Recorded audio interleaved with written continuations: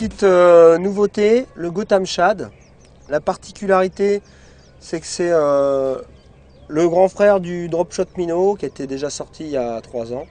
Particularité, une feuille en mylar qu'on peut voir à l'intérieur, là, donc qui donne des reflets holographiques et lumineux vraiment impressionnants, à la tendance transparente, des micro paillettes sur le dos et une condale très effilée qui va permettre d'avoir, associé à la tonicité du leurre, qui est quand même vraiment tonique, une vibration assez souple mais puissante.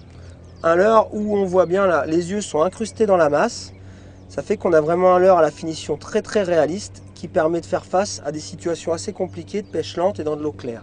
Ce que j'aime bien faire avec, là, on s'adresse plus à des brochets là, sur ce plan d'eau. Donc je le lance en général proche de la bordure ou alors sur le haut d'un cassant, parce qu'on peut être dans le milieu d'un plan d'eau avec un cassant un peu décalé. Je le laisse descendre à mi-profondeur, après je mouline en douceur pour le ramener vers moi là. Donc ça c'est vraiment la pêche de prospection pour les brocs au-dessus des herbiers.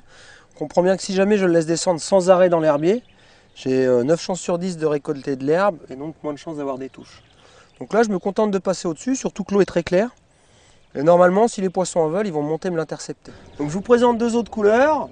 Le chartreuse là qui est vraiment fait pour pêcher soit des poissons agressifs, soit dans des eaux un peu troubles.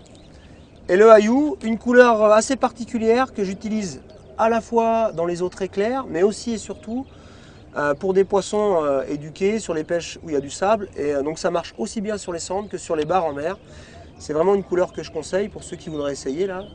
Redoutable par eau claire sur les bars en mer, le 4 pouces et demi et le 3 pouces quand ils sont vraiment dans les petits sprattes. Après la deuxième option qu'on a, c'est si on pêche sur des poissons qui sont assez apathiques, on va pêcher davantage en faisant des dents de scie, en leur sortant de l'herbier un peu vivement là.